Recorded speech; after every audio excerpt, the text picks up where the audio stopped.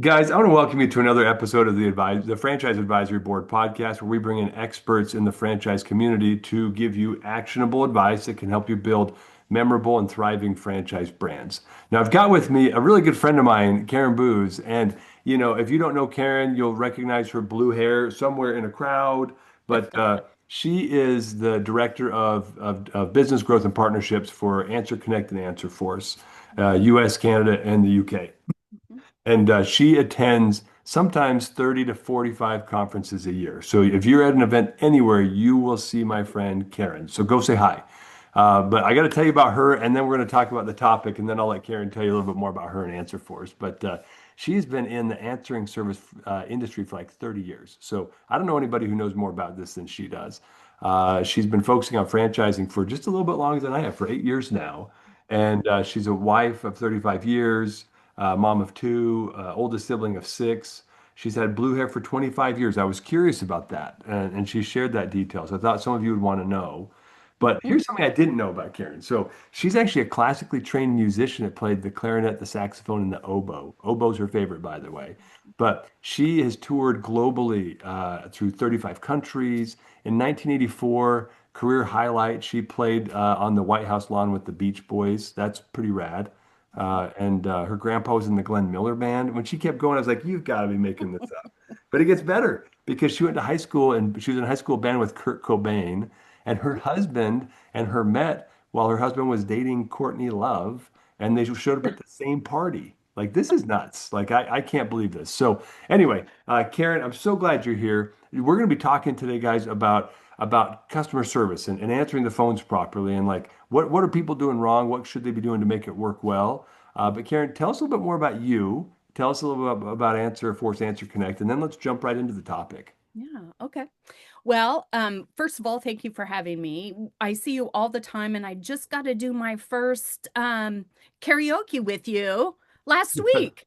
So It that was was awesome. it was fun. Hey, we'll get you with the mic in your hand sometime soon. Yeah, Don't probably worry. not. Yeah. I can play better than I can sing.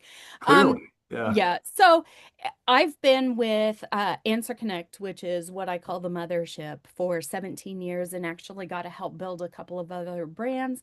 And one of them was Answer Force. And we are a global company that is human powered because we believe that humans are precious.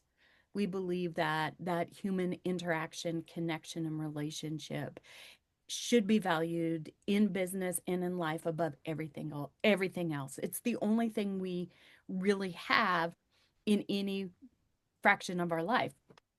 So we believe that, and we are completely human powered, 24 hours a day, 375 days a year, and we take over 73,000 calls a day Wow. talking to humans. And there's virtually no wait time. 98% of our calls are answered on or before the fourth ring, which is extraordinary. Wow. And we have close to 2,100 plus agents that live in the US, the UK, and Canada. So that helps support us. And our growth has been exponential. When I started here, I was the 75th employee, and now there's over, 2,100. So we've grown, and it's been, the ride of a lifetime. Yeah. Well, that's incredible. You certainly come with a sterling reputation as well. I know a lot of people that work with you, not just you personally, but also your Answer Connect, Answer Force. So the reason why you're here, right, is there so many things swirling around right now. We're just talking about this. We just saw a post of somebody's like, I spent $500,000 to build an AI caller. And both of us were aghast. Like, well, first of all, even if you built it, you shouldn't have spent a 20th of that, right? Maybe a tenth of that. But there's I think a lot of misconceptions, and a lot of people are doing customer service and phone answering wrong right now. There are ways to do it right. And I thought this is our gal to share some insights, 30 years plus of experience, right, in this. So I thought it would be great. Why don't we start with what's the status? Like, what's the trend? What's happening right now in this world of call answering that is both scary and exciting for you? So for me, I think it's the new big thing. It's the new technology. It's like when the World Wide Web came out, right? Now it's just the internet. Now it's the, web. Now it's easy. And what I found through that process, just personally, is that it changed the way we work, but it didn't replace the Mhm. people who do the jobs. And what I'm seeing now, the trend that I'm seeing now is that some businesses are choosing to bring in AI and remove humans Mhm. from that position and only providing an AI option. And unfortunately, that's a detriment because, Dave, I'm going to ask you, when was the last time you had a relationship with a bot? When was the last time you wanted to engage with, hey, press one, two, or three, or choose, the first three letters of somebody's last name? And now the bots are telling us, hey, I can understand you. And when we say we want to talk to a human, they're directing us to another bot, or better yet, they're asking all of the questions in such a way that it's a screening. They're capturing our information, they're verifying our information, and then they're transferring us to a human who's doing that. Those are hurdles. And there are some situations that IVRs, which is an initial voice system, and or a bot can be utilized. But if you have a business that is dependent on human relationship, if you remove the initial point of contact and you remove that human, what is that going to do? And the reason I say that is in the 80s, voicemail was a thing. And now you could have a voicemail system in your home and you would never miss a phone call. Mhm. Then it started screening calls, and you wouldn't call back the solicitor, and then you might get back to them, or, it's very interesting. And we know that 85% of voicemails on cell phones that we have today are never replied to. Think about that, 85%. Mhm. And people tell me all the time, well, I don't answer my phone if it's not in my arena. And I said, well, when I'm in Florida, it's not my same area code. I hope you answer for me. And I think it's really important for people to realize that people move and they take their phone number. So the area codes Mhm. are all mixed up now. And it's also very important when you are working in a business and you don't recognize the number, there's a chance that that is a human wanting to work with you. How much business is lost? Yeah. Yeah. It's a challenge. Like I bet you 90% of my voicemails are bots, or voicemail drops right now. It's crazy. Yeah. But I can see why the world, and there's a generational thing going on too, right? Where like these generations, some of them, they don't want to talk on the phone. They'd rather text and message. But when they do want to talk on the phone, they want to talk to someone on the phone. They don't want to talk to a bot. They want to talk to a human. So tell me about like this trend. Like how are generational gaps also affecting the way people want to interact with humans? Right. Well, my mom doesn't, I mean, she picks up the phone, she wants to talk to me, she doesn't text me, right? I'm the generation, I grew up in the 80s, I graduated in the 80s. I like to talk to people, so I'll pick up the phone and I'll talk to them. And my kids know that they have to call me if they want to talk to me. But really interesting, my adult children in their 20s, both college educated, Mm. both professional public speakers in their specific arenas, don't like to talk on the phone.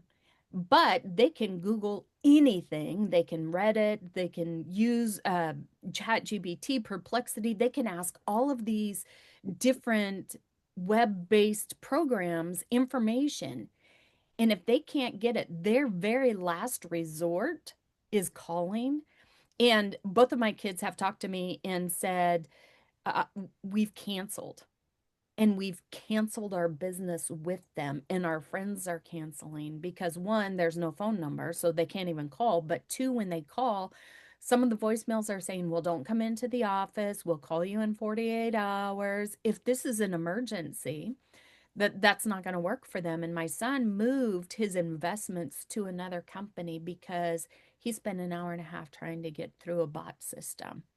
Jeez. And Yeah. he's a very smart, savvy young man, and he moved $10,000. And he said, Mom, I know it's not a lot of money to them, but it's a lot of money to me.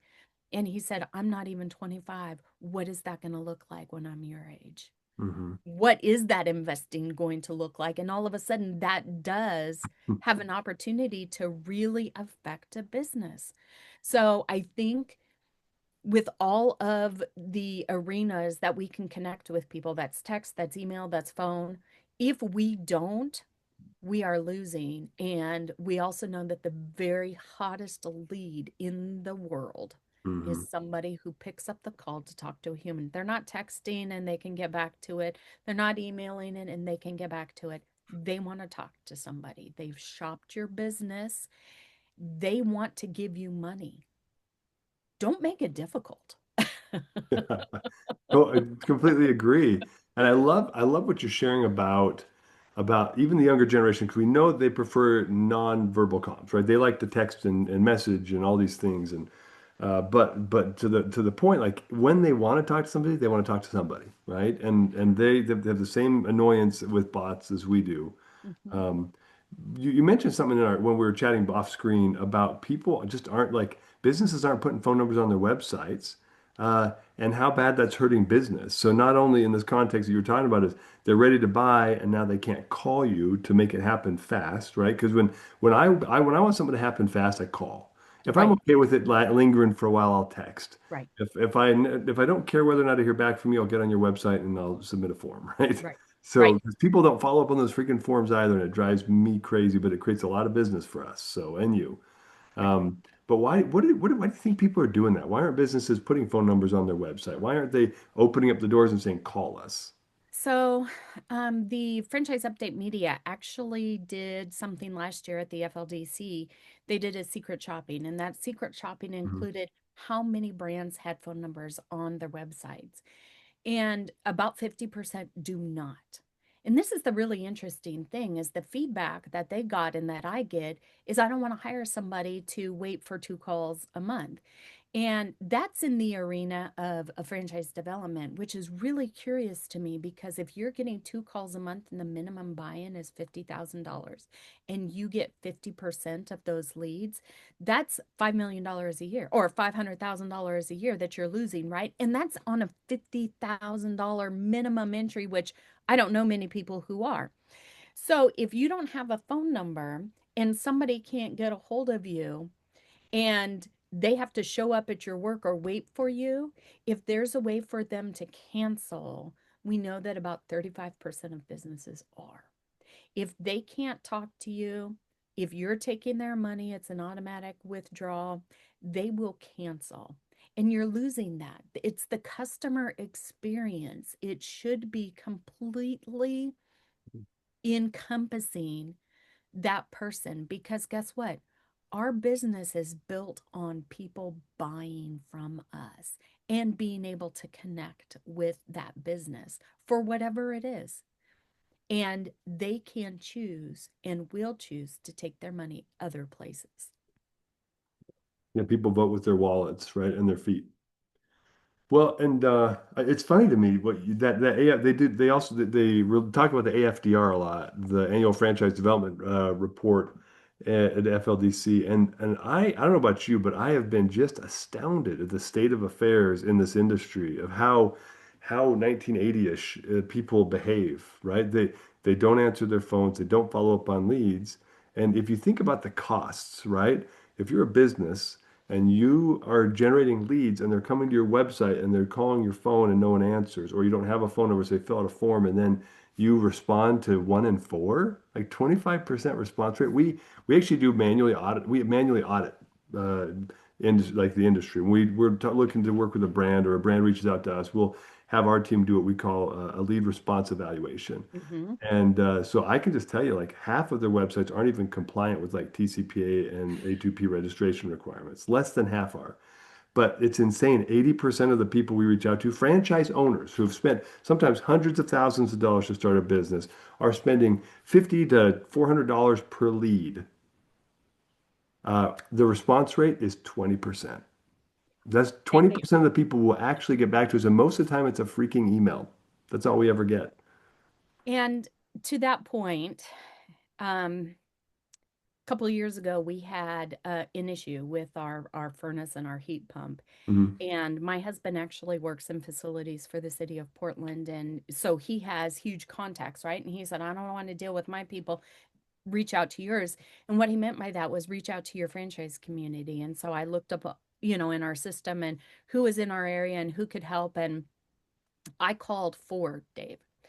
One didn't have their lines. These were people who actually were using us. They didn't have their lines forwarded to us and they didn't have a voicemail set up. One didn't have their phones forwarded to us, and their voicemail said, Joe's Bar and Grill, you stab them, we slab them. Okay. One had a voicemail, and I left my name and number. And then one had a, hey, this mailbox is too busy.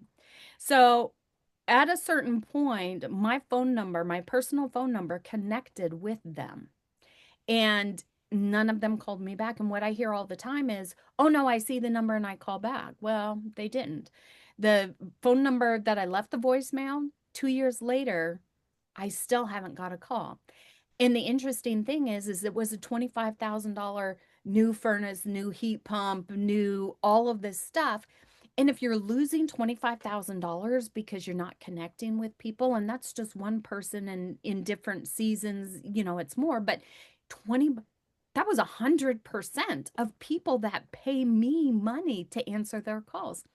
And I think one of the big issues for people who are picking up their phone is they're not setting an appointment. What's the call to action? What's the next step? And the next step, if you pick up a phone, should be selling or should be setting an appointment. And whether that's an in-person proposition or whether that is or proposal or whether that is a phone call, you need to do that. And if you're not, guess what, I'm gonna call until I get somebody, which I Hmm. did, again, to the tune of $25,000. Yeah. But I called them, they set an appointment, they were at my house the next day, and a week later I was getting a whole new system in.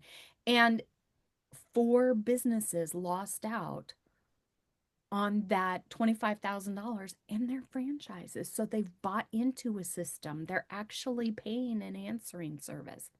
And I think one of the things that is really important is that we trust humans to at least get the information to where it should go. And we don't Hmm. know yet what bots are doing with that and where is that going. And if there's no call to action and no appointment set, we continue as humans to get our need resolved. Right. Yes, we had the same thing. We needed a deck. We have an older home.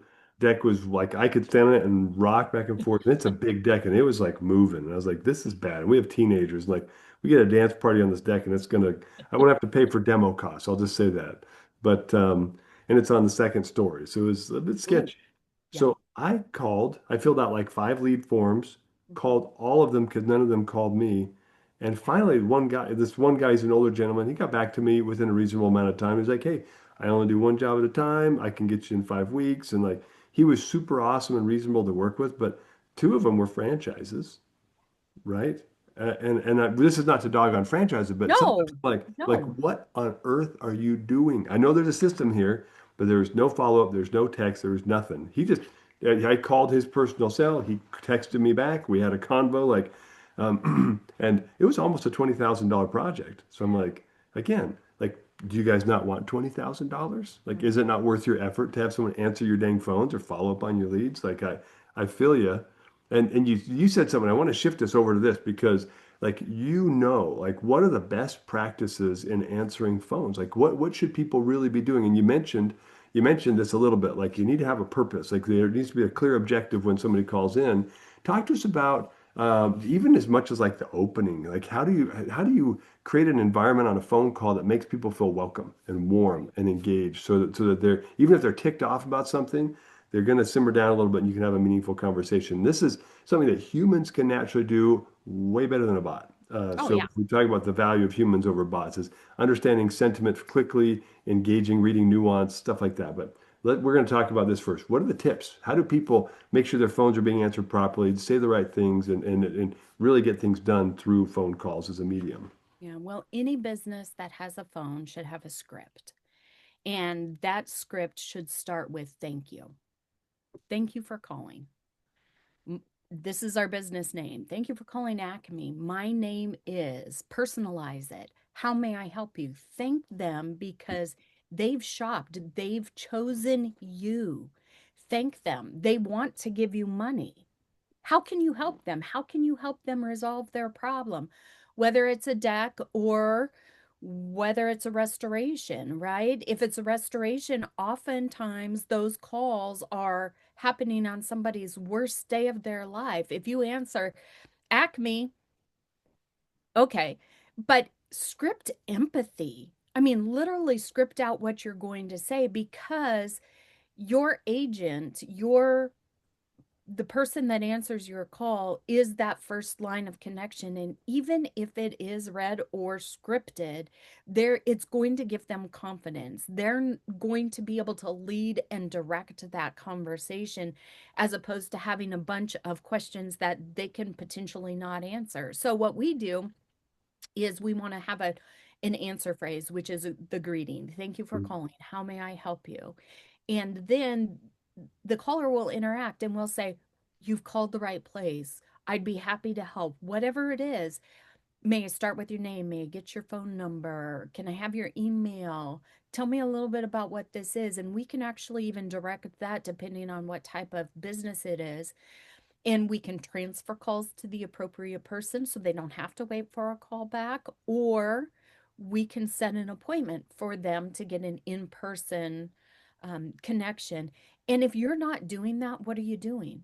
And Harvard Business Review, and don't quote me on the year, but Harvard Business Review said that scripted agents get more information than non-scripted people. And the reason that is I could call and be very gregarious and, hey, thanks for calling. And, oh, hey, Dave, how are you doing? Hey, did you see that game last night? Hey, what about the weather? Hey, let's talk politics and religion. Um, you can get off track. But if you have a script, now all of a sudden you, as the person answering the phone, are directing the conversation. You're getting all of the information that you need to provide assistance to that person. And without that, sometimes the calls run amok. Yeah, I can imagine. Well, kind of like this podcast is run. I'm kidding. No, it's we put together not a script, but just it's a couple of bullets, so we'd be able to Exactly. cover some key topics. But you're spot on. Like that's why are scripts so critical? Mhm, Usually you don't have a seasoned industry veteran answering the phone, mhm, right? So especially if you want a semi-scatterbrained 18 to 23-year-old mhm. to be consistent, right? And what people are looking for is a consistent, warm experience. They're not looking for anyone to like solve, world peace problems on the phone, but their problem is their biggest problem that they're calling you about. But Right. if you don't have the right person, the right process in place via script, then I think it's you're rolling the dice every time someone calls. So yes, you can do something right and have a human answering the phones, but you got to do the right thing right, and you got to do Right. the right thing right now, right? Well, and another thing that answering services can do is they can actually follow up on those fill forms. And with speed to lead being so huge, and as you said, 20%, or what we've seen, 85%, 20% are not responded to, 85% of calls are never called back. That's still about 20% of people getting the business. If you have an answering service, they should be able to call back within 5 minutes. And what we know and what you've said is that, hey, somebody sent me an email. I didn't get a text, I didn't get a call. And people are getting lazy because they don't want to talk on the phone. And if you have an extraordinary speed to lead, some of our information correlates to 85% of new inbound fill forms set to appointments versus 30%. And that is huge. I mean, that is $1 million a year difference. That is insane. So your answering service that you work with, or the people who answer the phone, should be able to get that information into your CRM. They should be able to set an appointment or transfer it to the appropriate person at the appropriate time. They should be able to follow up on fill forms. Even an email, if you get an email and somebody's interested in your service, they can follow up on that. And they should be available 24 hours a day in the world that we work in, because with Mm-hmm. Google AdWords, they actually have people, and they finally just posted about it, that if they call you and they will secret shop you, and you say you're available 24 hours and you don't answer the phone, that paid sponsorship actually drops. You will not rate as high. So if you're not doing those things, if you're not responding to the fill form that they're secret shopping you on, you drop in that level, and Mm-hmm. you're paying thousands of dollars a month, tens of thousands of dollars a year, and then you're wondering why you're not making money on your marketing. You don't have the appropriate expectations for the process. And if you're not getting to it until you have time, you're losing. So, one Mm-hmm. of the things I hear all the time is, I only have one person. Those are the people that need us. I have 10 people. Those are the people who need us. Eventually, somebody will have lunch, they'll be sick, they'll take vacation, or they'll use the restroom. And those calls need to be answered, Mm-hmm. Or two calls will come in at the same time. or two calls will come Yeah, in at the same time. right. Yeah, and franchising is a beautiful model, right? And Oh, it provides so much success for people. And it's usually it starts off with a solopreneur or a husband-wife team, or and so often Stan is still in the van and he's driving around and doing service as he's hiring his crew and like and or as people call in sick and often have like it's still this world of small business and anyone who's operating in small business. I mean, even us, like we have a team of people and we have tech that distributes the calls, right? But we even like we have tons of clients that despite the automated speed to lead, the phone call is still the most critical part of that. We've seen that over and over again. And if our clients are using our system, when the texts go out and the email goes out automatically, and then their phone rings and they don't answer it, we highly recommend that they use something like an AnswerConnect as a rollover. And mhm, so even having a service like this, just to make sure that what you just spent all that money on to generate as a lead doesn't get wasted because you've got right, 3 to 5 minutes. right. And frankly, the faster the better. If you look at the data, also Harvard Business Review publish of what was once InsideSales.com data, like there's this steep curve down, and the more minutes you take, up to 5 to call, you're maximizing your engagement. But after 5, you drop like 90% likelihood of ever talking to that human if you don't get engaging with them right away. And you said something that I want to follow up on really quickly, because in the franchise space, you should work with supplier partners that work together. And in our relationship, you guys at ClientTether actually provide a phone number that can be forwarded to AnswerConnect, and then that information gets pushed back in to ClientTether. If we're the first person, then it gets pushed into ClientTether. But guess what? Your system then sends out an email, sends out a text message, cues it for somebody to follow up on. I mean, if your partners aren't working together, it makes it so much more difficult. And that's what I love about our partnership, is that your partners should be talking to each other and they should be advocating for each other. And they should then be going to the franchise system and saying, "Hey, I work with ClientTether. If you're using ClientTether, guess what? We can help. We're available 24 hours a day. We can help." And Mhm. it's not taking from one and giving to another. It's building both. Mhm. And that's powerful. That is. That's one thing I love about the relationship that our teams have with each other and our tech. But you're spot on. I think about these industries, right, that we service. Some of them are, 9 to 5ers, but Yep. most home service brands are actually technically like 7 to 9, right? And most people, if husband and wife are both working, single parent in the home, they're in the office, they're on the road to the office or in the office between about 7 to 6 every day. Mhm. And so when they get home and they eat dinner with their family, and then they're like, oh, I got to get that HVAC problem fixed. Or they show up after they've been gone all day and their house is 90 degrees in the summer. They need to make a call, and it's 7 o'clock at night. So the critical nature of having after hours answering services, especially in home services, and especially in home services that have any sort of urgency to them, mission, critical stuff. even painters, right? I can't remember who I was talking to about this. It wasn't you, but somebody else that was saying, yeah, the highest volume of calls that come in that are ready to buy come in after 5 p.m. Yeah. Yeah. Yeah. Do you know why? Tell me why. So I was going to pitch it to you because I bet you know way more about that than I do. People are home. Yeah.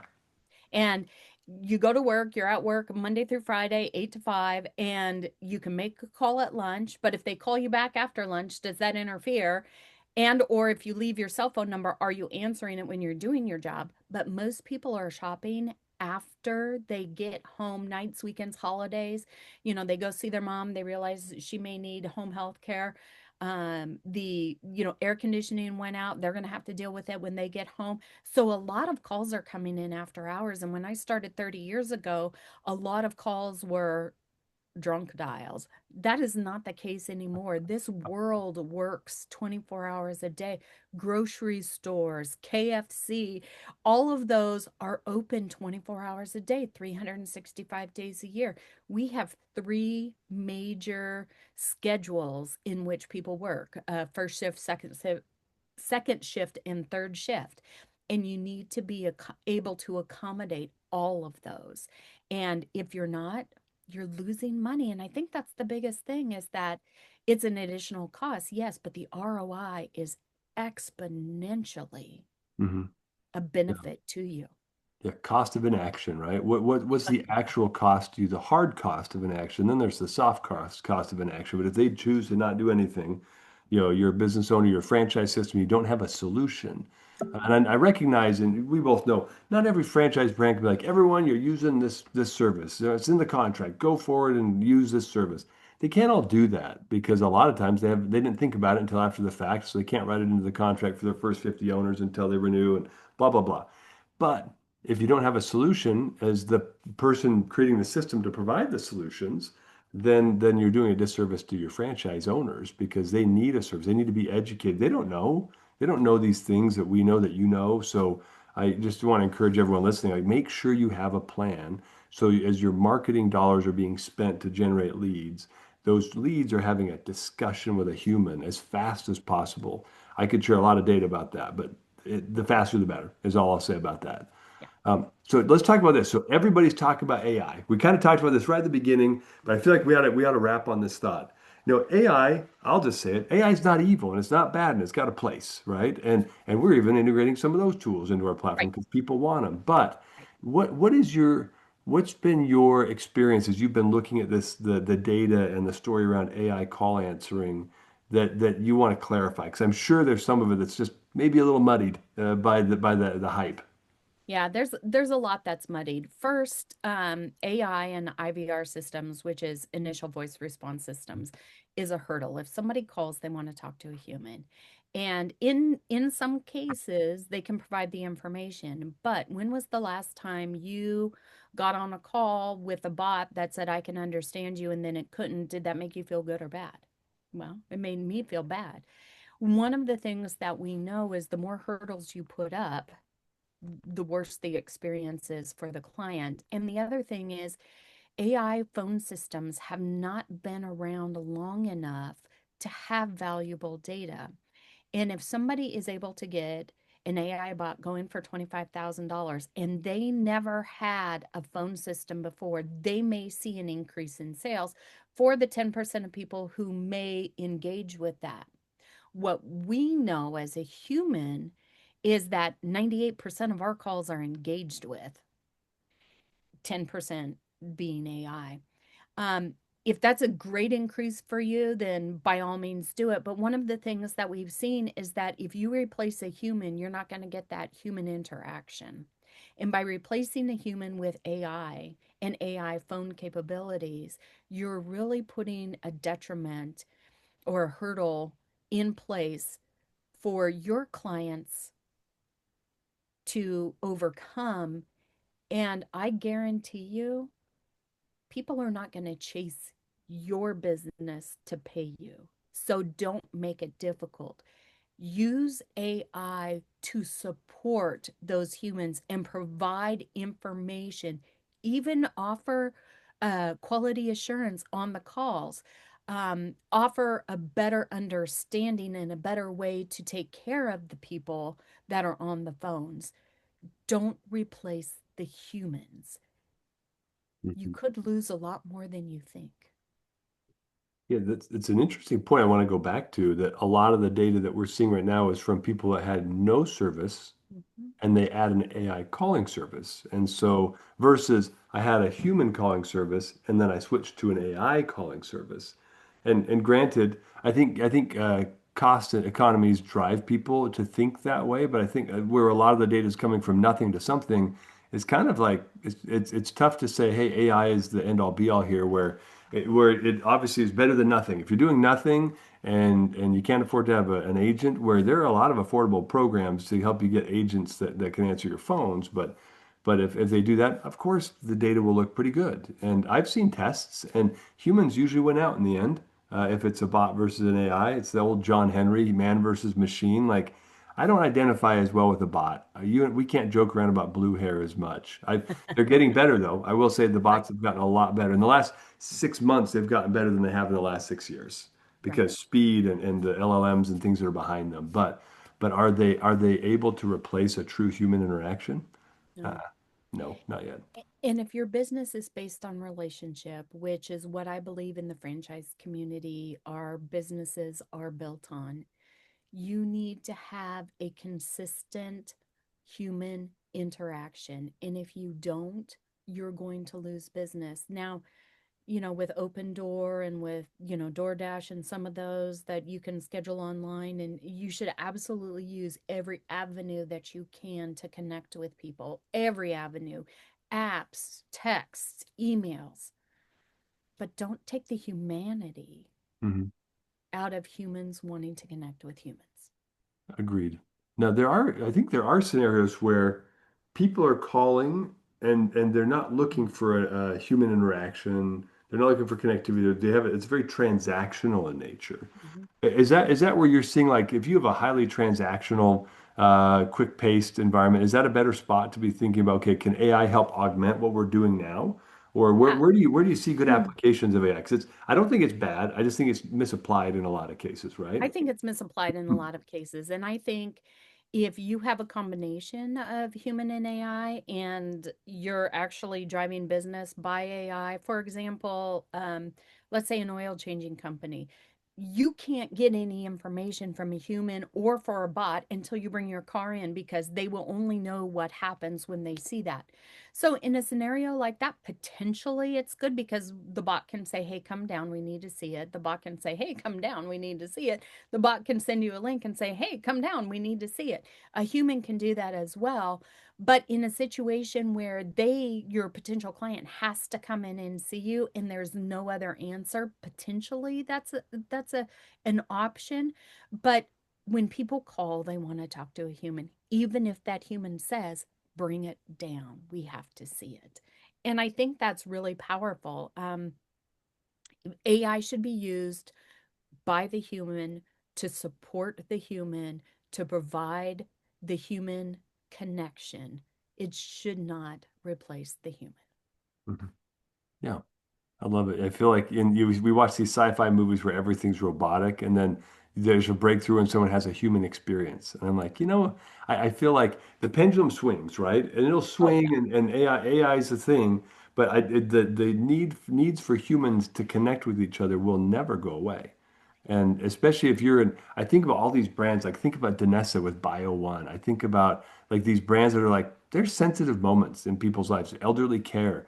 Like there are places where it feels almost like it would be insensitive and disingenuous to throw a bot in, yeah. right? Yeah. Where like the human connection is the value, it is the business, it is the model, it is the service. Like those are areas where I see being very high risk Mhm. of saying, hey, we're going to swap out humans with AI.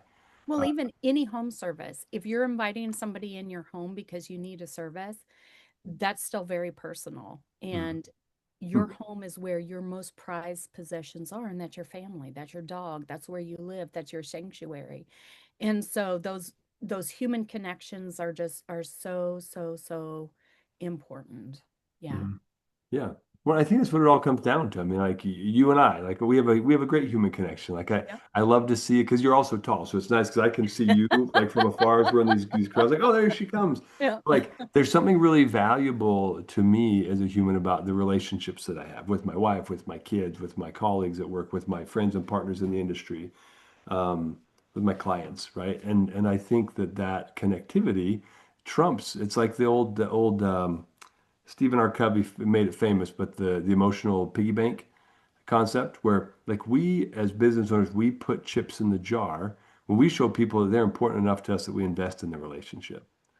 I think sometimes AI can pull chips out of the jar when it makes our business feel disingenuous, right?